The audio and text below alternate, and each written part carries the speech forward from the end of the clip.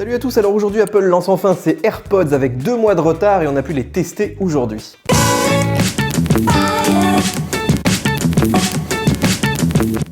Alors les AirPods, ce sont les nouveaux écouteurs sans fil d'Apple qui ressemblent trait pour trait aux EarPods qui sont livrés avec l'iPhone, mais à qui on aurait coupé le fil. La vraie différence, c'est cette petite tige un peu plus longue, plus large et qui est chromée sur le bout, une partie métallique qui sert en réalité de connecteur au fond de la boîte pour la recharge. Au bureau, mes collègues n'étaient pas très fans du design et notamment de ces petites tiges allongées qui ne passent pas vraiment inaperçues. De mon côté, je les trouve plutôt réussis, mais plus adaptés, c'est vrai, à un visage féminin. Dans le paquet, on a donc les écouteurs, leur boîte de transport et un câble USB vers Lightning qui servira à la recharge.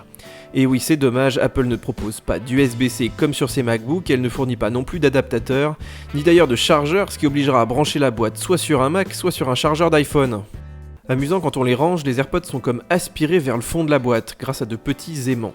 En revanche, pour les saisir, il faudra prendre le coup de main et venir pincer au bon endroit.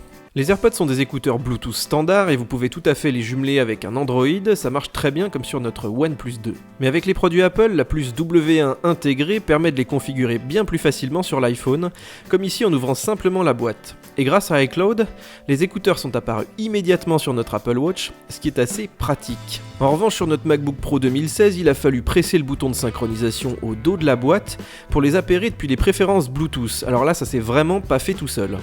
À ce propos, le passage d'un appareil à l'autre n'est pas aussi transparent qu'Apple veut bien le dire.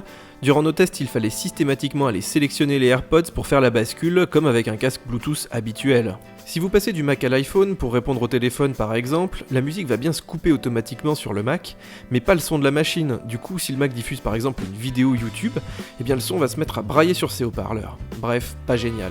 La batterie dure 5 heures avec le volume à 50% et la boîte peut encore les recharger pour 24 heures, ce qui permet de partir en week-end sans chargeur. Et en 15 minutes, on obtient 3 heures d'autonomie, ce qui est vraiment pas mal.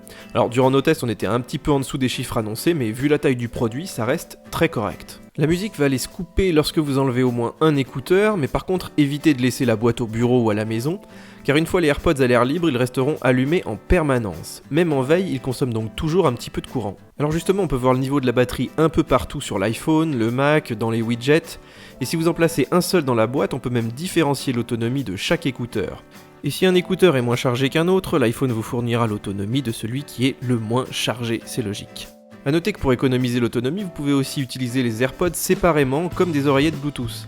Mais encore une fois, à condition d'en avoir laissé un préalablement dans la boîte. Côté son, je trouve la qualité plutôt correcte, assez similaire aux AirPods finalement.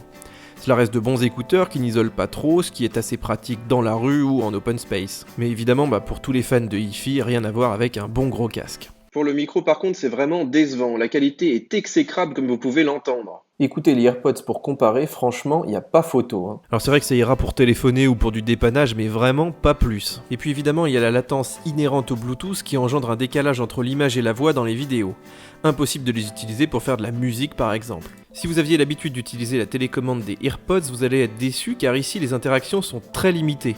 Vous pouvez en effet taper 2 fois dessus pour raccrocher un appel ou appeler Siri, et c'est d'ailleurs le seul moyen pour changer de piste ou modifier le volume. Il faut lui dicter « augmente le volume ». Si vous ne voulez pas avoir l'air bête dans la rue ou dans les transports, on vous conseille plutôt d'utiliser une Apple Watch. À l'arrivée, notre sentiment est donc assez mitigé. D'un côté, c'est vrai, on a une réussite technologique, l'autonomie est plutôt bonne, la qualité sonore correcte et les finitions sont toujours très propres. En revanche, l'absence de commande tactile sur les écouteurs est assez pénible, le passage d'un appareil à l'autre n'est pas aussi simple qu'annoncé. Il faut aussi sans cesse se balader avec cette petite boîte, ce qui est assez barbant. Même si vous écoutez de la musique le matin et le soir dans les transports, il faudra la prendre avec soi. Le micro n'est pas non plus à la hauteur des AirPods comme vous avez pu le voir. Et enfin, comment ne pas parler du prix ? Presque 200 € pour la même qualité que les AirPods à 35 €. Sans compter les frais pour changer de batterie ou racheter un écouteur. À ce tarif, il faudra vraiment éviter de les perdre. Voilà, moi en ce qui me concerne, je pense que je vais garder mes AirPods filaires quelques temps, ils sont quand même moins chers et finalement pas si contraignants. Mais en tout cas, vous, dites-nous dans les commentaires ce que vous en pensez et surtout si vous allez acheter ces AirPods. Voilà, si vous avez aimé cette vidéo, mettez des likes, c'est très important, ça prend que quelques secondes. Abonnez-vous aussi à la chaîne, ça vous pouvez le faire depuis le mobile et on est de plus en plus nombreux sur cette chaîne, c'est vraiment cool. Et puis nous, on se retrouve sur YouTube pour de nouvelles vidéos et sur Mac Forever pour des tests. Allez, ciao ciao!